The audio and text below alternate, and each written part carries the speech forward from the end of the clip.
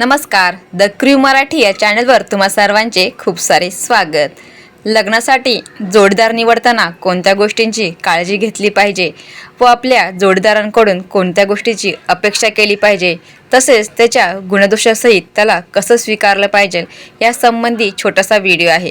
शेवटपर्यंत व्हिडिओ नक्की पहा आणि आवडल्यास आपल्या नातेवाईकांसोबत शेअर देखील करा.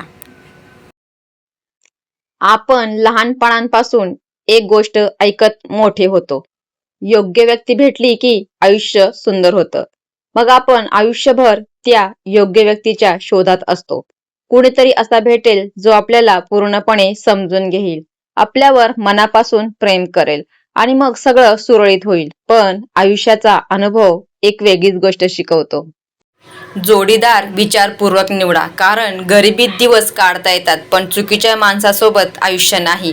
लग्नासाठी व्यक्ती निवडताना स्वतःला एकच प्रश्न विचारा, ही व्यक्ती माझ्या आयुष्यात आनंद आणू शकते का?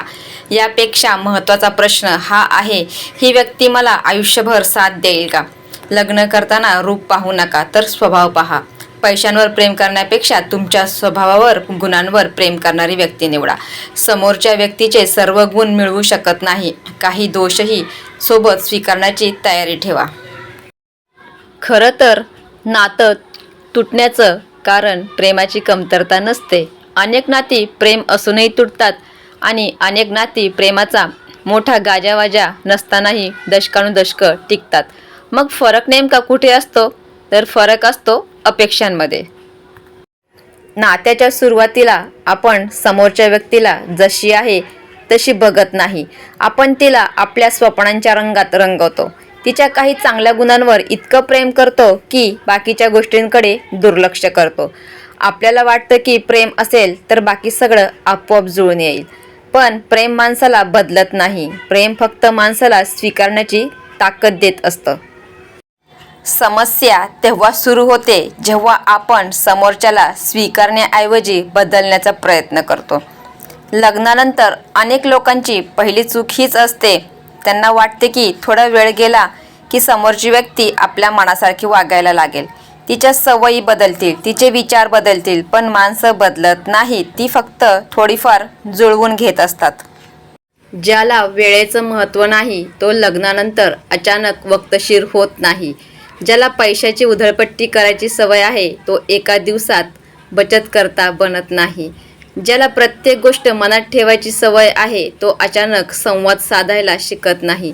आणि इथेच संघर्ष सुरू होतो, कारण आपण व्यक्तीशी नाही तर तिच्या भविष्यातील कल्पित रूपाशी प्रेम केलेलं असतं.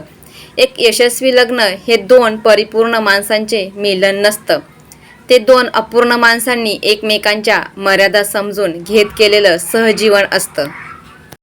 तुम्ही समोरच्या व्यक्तीचे सर्व गुण मिळवू शकत नाही, काही दोषही सोबत स्वीकारावे लागतात.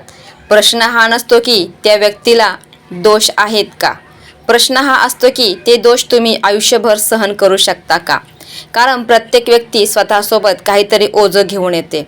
कुणाचा राग, कुणाचा हट्टीपणा, कुणाची असुरक्षितता, कुणाची शांतता, कुणाचा भूतकाळ. लग्न म्हणजे फक्त प्रेम करणं नाही, लग्न म्हणजे समोरच्याचा काही भाग स्वतःच्या खांद्यावर उचलण्याची तयारी ठेवणे.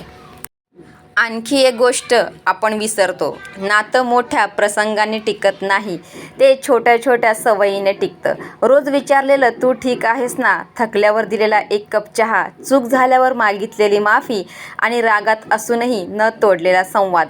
या छोट्या गोष्टी त्या नात्याचा पाया मजबूत करतात. लोकांना वाटतं की प्रेम म्हणजे मोठे मोठे सरप्राईज, भेटवस्तू आणि रोमॅन्टिक क्षण, पण अनेक नाती वर्षानुवर्षे मागं वळून पाहिलं तर आठवतात त्या साध्या गोष्टी, आजारपणात धरलेला हात, कठीण काळात दिलेला आधार आणि जगाविरुद्ध उभं राहण्याची दिलेली खात्री. शेवटी लग्नात सर्वात महत्त्वाची गोष्ट प्रेम नसते, ती असते विश्वासाची सुरक्षितता. जिथे तुम्हाला प्रत्येक क्षणी स्वतःला सिद्ध करावं लागत नाही, जिथे तुमच्या कमतरता लपवाव्या लागत नाहीत, जिथे तुमचं यश आणि अपयश दोन्ही स्वीकारलं जातं, तिथे खरं सहजीवन जन्माला येतं. म्हणून लग्नासाठी व्यक्ती निवडताना स्वतःला एकच प्रश्न विचारा, ही व्यक्ती माझ्या आयुष्यात आनंद आणू शकते का?